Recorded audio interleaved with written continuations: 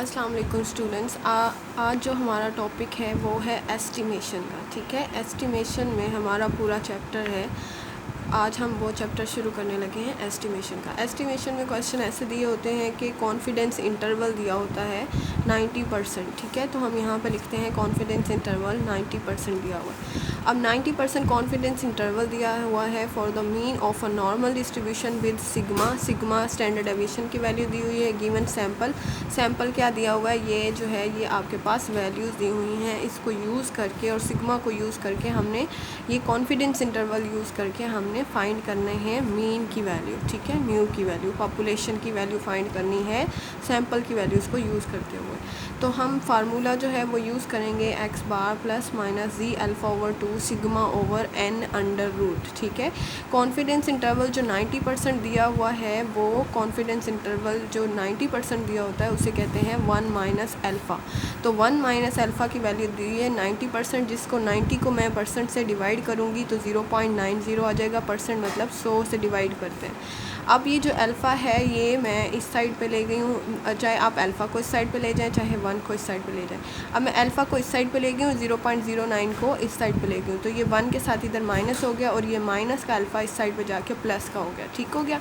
अब मैंने लिखा alpha is equal to 1 minus 0.90, alpha की वैल्यू आ गई 0.1। अब अल्फ़ा को 2 पे डिवाइड करना है, क्योंकि फार्मूले में कह रहा है कि अल्फ़ा को 2 पे डिवाइड करें। तो अल्फ़ा को 2 पे डिवाइड किया, 0.1 को 2 पे डिवाइड किया, 0.05 आ गया। अब इस 0.05 को हमने जी के टेबल में देखना है। ठीक है, ये जी का टेबल जो है मैं आपको इसकी पिक्स बना के वो सेंड कर दूँगी, आप वहाँ से जो है वैल्यूज़ देख लिया करें। अब जी जो है वो जी के टेबल में वैल्यू कैसे देखते हैं वो मैं आपको बताती हूँ।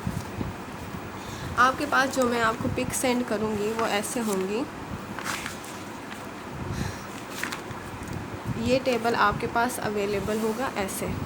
ठीक है, अब यहाँ पे देखें 0.05 आया है हमारा, तो 0.05 को यहाँ पे ज़ीरो में देखूँगी मैं। ठीक है, अगर 0.052 होता तो मैं 0.05 को यहाँ पे 2 में देखती। ठीक है, तो अब मेरा 0.05 वैल्यू है, तो 0.05 को मैंने ज़ीरो में ही देखा, क्योंकि 5 के आगे कोई वैल्यू नहीं है मेरे पास, इसलिए मैंने ज़ीरो में ही देखा। तो वो 1.6449 आया, माइनस 1.6449।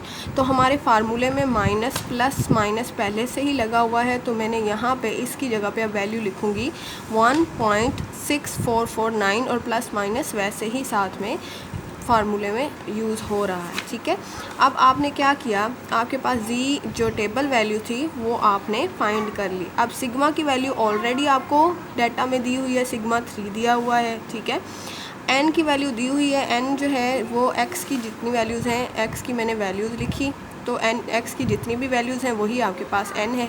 अब एक्स बार चाहिए था, एक्स बार आपको पता है कि सम ऑफ एक्स ओवर एन होता है। आपने सम ऑफ एक्स यहाँ पे इसको सम किया, 0.8 आया, उसको 4 पे डिवाइड किया, तो एक्स बार आपके पास 0.2 आ गया। अब फार्मूले में सारी वैल्यूज़ पुट कर लिया, एक्स बार की जगह 0.2 प्लस माइनस ये आपकी टेबल वैल्यू 3/2, 3 को 2 पे डिवाइड किया, जो वैल्यू आई इसके साथ मल्टीप्लाई किया, और जो वैल्यू आई एक बार इसमें प्लस की तो ये वैल्यू आई, एक बार इसमें माइनस की तो ये वैल्यू आई। अब हमारे पास जो म्यू की वैल्यू बन गई वो एक बार माइनस से और एक बार प्लस से, तो ये हमारे पास म्यू की 2 वैल्यूज़ आ गई। बस यही आंसर है। तो हम एस्टिमेशन में क्या करते हैं, फार्मूला यूज़ करते हैं, एक्स की वैल्यूज़ को जो है वो यूज़ करते हैं, एक्स बार निकालते हैं और हम इस पे काम करते हैं। ठीक है, तो मैं अब आपको इससे रेलेवेंट क्वेश्चन सेंड करती हूँ, वो आपने सॉल्व करना है।